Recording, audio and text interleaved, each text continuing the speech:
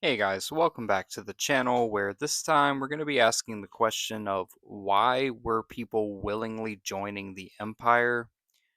And the Empire kind of comes across as being obviously the bad guys. They're menacing. If you see the Emperor, you see Darth Vader, the Enforcer out there. You know, you would think a lot of people would have second thoughts about joining the ranks of what appears to be an obvious dictatorship. But I think there's a lot more to it than that. So, as we dive into the answer to the question, you have to consider the state of the galaxy at the time the Empire took control. This was still a time of the Republic, even though the Senate was eventually phased out, and obviously it would operate a lot differently. But from the higher ranks, as far as the Imperial officers that we see with the different Moffs and Grand Moffs, officers, lieutenants, captains, a lot of these men were already in the hierarchy of the Republic. They were officers during the Clone Wars. So a lot of them kind of just transitioned from the different states of power. Um, and it was a parallel move to where a lot of them may have gotten promotions. Obviously, we know Tarkin, he moved up the ranks once the Empire took over, but I think for a lot of them, they didn't want to lose the position that they had, so it was easier to just switch over to the Imperial side of things.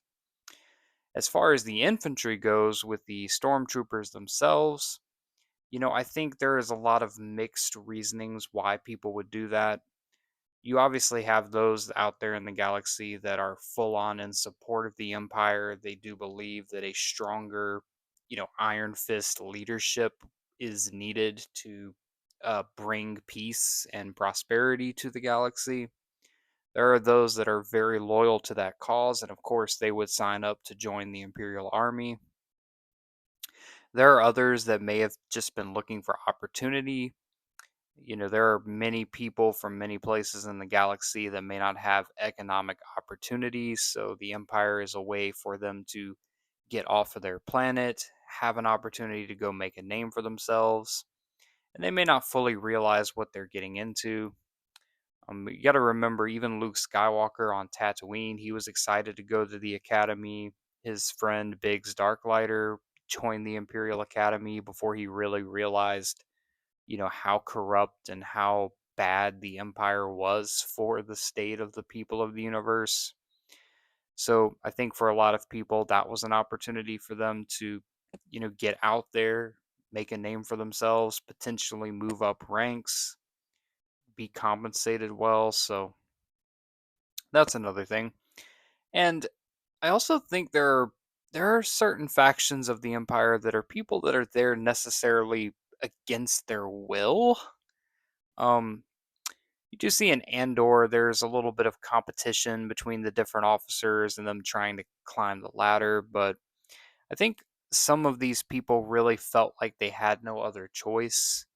They may be on worlds that are being suppressed and burdened by the Empire, or they may be in a situation where instead of risking becoming an enemy of the Empire, you may as well join them. There is a level of safety that comes with that, at least in the minds of these average citizens that sign up for this cause.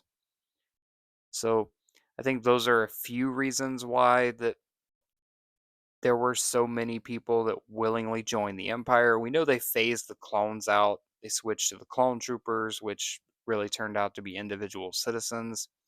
I would honestly believe that a lot of them regretted it more than they would let on, especially the ones that got in there and then defected to join the Rebel Alliance later, such as Biggs.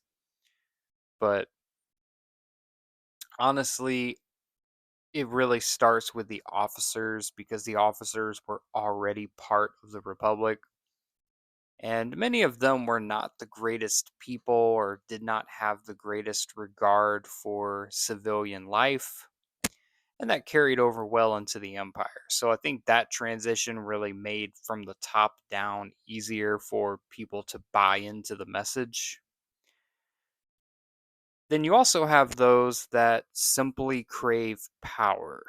and you have those that really wanted to come in and have a form of domination in a way that's almost psychopathic, and I'm not trying to really rationalize the decisions that some of these officers made. We know Tarkin and how cruel and heartless he was, and Director Krennic with his obsession with the Death Star, which would bring about the deaths of millions.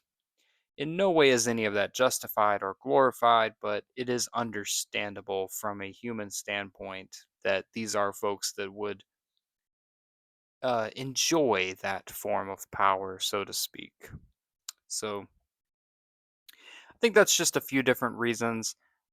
Everyone has their own agenda for wanting to join the Empire, and a few probably didn't want to join, but really had no choice other than to lose their career or potentially become an enemy. So that's what I think. That's what I think about it. Appreciate you watching. If you haven't subscribed to the channel yet, please hit that subscribe button. We got plenty of content coming out. I promise you that.